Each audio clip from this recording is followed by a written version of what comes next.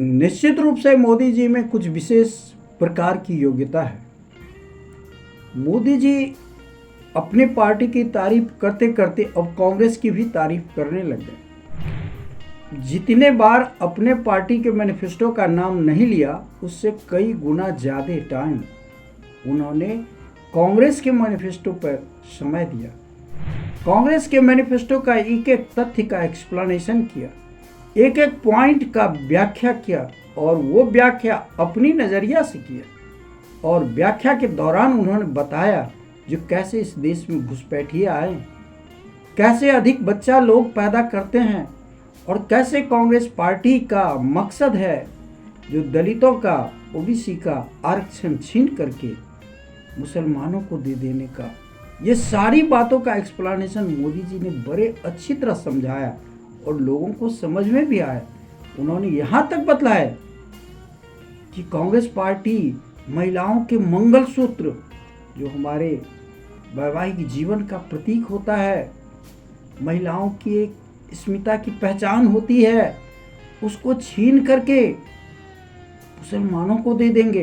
बताइए, ऐसी ऐसी गुप्त सूचनाएं जो अभी तक किसी को पता नहीं था, मोदी जी ने पता लगा करके जनता को बताए, और जनता इनकी चाल को समझ गई। इन्होंने अपने 10 साल में क्या क्या किए, इनके पास बताने के लिए कुछ नहीं है। अपने 10 साल का क्रियाकलाप नहीं बता पा रहे हैं, तभी कांग्रेस के पीछे हैं और लोगों को समझा रहे हैं जो कांग्रेस आपके लिए बुरा है। भाई, कांग्रेस पार्टी ने अपना मैनिफेस्टो निकाला, उन्होंने जो उनकी समझ थी उसके हिसाब से उन्होंने जोड़ घटाव किया और लोगों के सामने एक सपना रखा, और आप तो 10 साल से लोगों को जुमला ही बेच रहे हैं। तो कांग्रेस पार्टी ने अपना किया तो इसमें बुरा क्या है, और बजाबती उसका हिसाब दे रही है। आप तो अपने 10 साल का हिसाब देने से कतराने लगे और कांग्रेस से 70 साल का हिसाब मांग रहे हैं। दूसरे पे आरोप लगाना आसान है, लेकिन जब अपनी बारी आती है तो दिन में तारे नजर आ रहे हैं, और ये हाल अब मोदी जी का हो चुका है। अब मोदी मैजिक गया, लोग समझ गए ये मैजिक नहीं, ये कौन सी मैजिक है, लोगों को समझ में आ रहा है। जब इनके पर्दे उठेंगे, और वैसे अब उठना शुरू हो गया है, तो जब पूरी तरह पर्दा उठेगा तब पता चलेगा इसने देश को कहाँ पहुँचा दिया, कैसे लोगों के बीच में कितनी नफरतें फैला दी सिर्फ सत्ता के लिए, अपनी राजनीति चमकाने के लिए कितने झूठ दिन रात परोसते हैं, झूठ की फैक्ट्री खोल रखे हैं और जनता को बरगलाते हैं। जनता के पास सूचनाएं नहीं आने दी जाती है, कैसे जनता के अधिकार का धीरे धीरे हनन किया गया है, कैसे दलितों पर अत्याचार हुए हैं।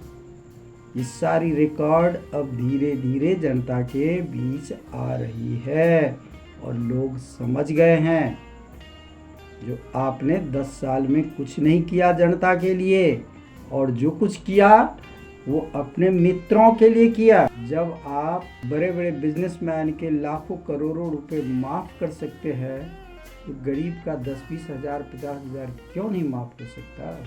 गरीब इस देश की जनता नहीं है, और जो अमीर बना है वो तो गरीबों का ही खून चूस करके बना है।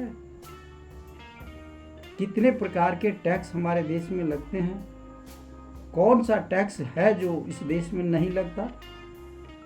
इतना हैवी टैक्सेशन दुनिया में कहाँ है, जवाब देंगे कोई। कर्ज के नीचे दबा हुआ आदमी, महंगाई से परेशान, अशिक्षा, बेरोजगारी, स्वास्थ्य सेवा, शिक्षा कितना महंगा हो गया, कभी मुद्दा बना नहीं। यहाँ तो मुद्दा बन रहा है, पड़ोसी आएंगे तो घुसपैठिए आ गए, तो फिर आपका कानून और तंत्र क्या कर रहा है। जब देश में घुसपैठिए घुस रहे हैं तो फिर आप किस लिए बैठे हुए हैं ऊपर। जब घुसपैठिया आ ही रहा है तो हमारी व्यवस्थाएं का क्या हुआ। इसका मतलब या तो व्यवस्था में गड़बड़ी है या आप झूठ बोल रहे हैं। खुलेआम झूठ का प्रचार इतने और इतना नफरत फैलाने की क्या ज़रूरी है। सत्ता में रहने के लिए अच्छे कार्य कीजिए, जनता का भला कीजिए, जनता सर आंखों पे लेगा, झूठ बोलने की क्या जरूरत पड़ेगी। तो दोस्तों, वैसे उम्मीदवार का चयन कीजिए जो आपके हित की बात करता हो, न केवल बात करता हो बल्कि व्यवहारिक तौर पे भी करता हो और उसके उदाहरण हो। जुमलेबाजी में नहीं फंसना है,